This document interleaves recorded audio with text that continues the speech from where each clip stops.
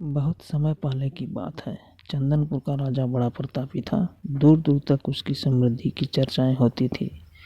उसके महल में हर एक सुख सुविधा की वस्तु उपलब्ध थी, पर फिर भी अंदर से उसका मन अशांत रहता था। उसने कई ज्योतिषियों और पंडितों से इसका कारण जानना चाहा। बहुत से विद्वानों से मिला। किसी ने कोई अंगूठी पहनाई तो किसी ने यज्ञ कराए, फिर भी राजा का दुख दूर नहीं हुआ। उसे शांति नहीं मिली। एक दिन वेश बदलकर राजा अपने राज्य की सैर पर निकला। घूमते घूमते वह खेत के निकट से गुजरा, तभी उसकी नज़र एक किसान पर पड़ी। किसान ने फटे पुराने वस्त्र धारण कर रखे थे। वह पेड़ की छांव में बैठकर भोजन कर रहा था। किसान के वस्त्र देख राजा के मन में आया कि वह किसान को कुछ स्वर्ण मुद्राएं दे, ताकि उसके जीवन में कुछ खुशियाँ आ पाएँ। राजा किसान के सम्मुख जाकर बोला, मैं एक राहगीर हूँ, मुझे तुम्हारे खेत पर ये 4 स्वर्ण मुद्राएं मिली। क्योंकि यह खेत तुम्हारा है, इसलिए ये तुम मुद्राएं ही रख लो।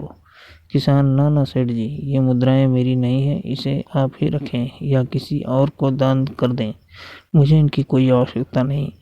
किसान की यह प्रतिक्रिया राजा को बड़ी अजीब लगी। वह बोला, धन की आवश्यकता किसे नहीं होती, भला आप लक्ष्मी को ना कैसे कर सकते हैं? सेठ जी, मैं रोज 4 आने का कमा लेता हूँ और उतने में ही प्रसन्न रहता हूँ। क्या आप सिर्फ 4 आने ही कमाई करते हैं और उतने में ही प्रसन्न रहते हैं? यह कैसे संभव है? राजा ने अचरज से पूछा। सेठ जी, किसान बोला, प्रसन्नता इस बात पर निर्भर नहीं करती कि आप कितना कमाते हैं या आपके पास कितना धन है। प्रसन्नता उस धन के प्रयोग पर निर्भर करती है।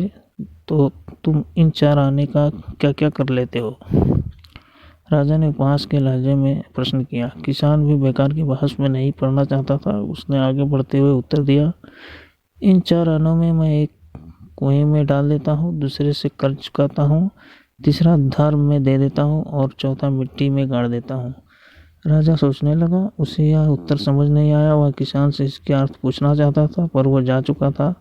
राजा ने अगले ही दिन सभा बुलाई और पूरे दरबार में कल की घटना कहा सुनाई और सबसे किसान के उस धन का अर्थ पूछने लगा।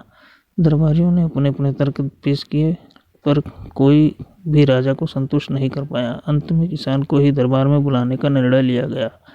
बहुत खोजबीन के बाद किसान मिला और उसे कल की सभा में प्रस्तुत होने का निर्देश दिया गया।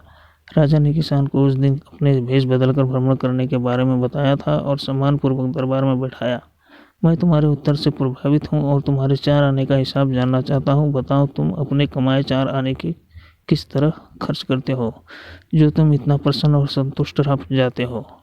राजा ने प्रश्न किया। किसान बोला, हुजूर, जैसा कि मैंने बताया था, मैं एक आना कुएं में डाल देता हूँ, यानी अपने परिवार के भरण पोषण में लगा देता हूँ।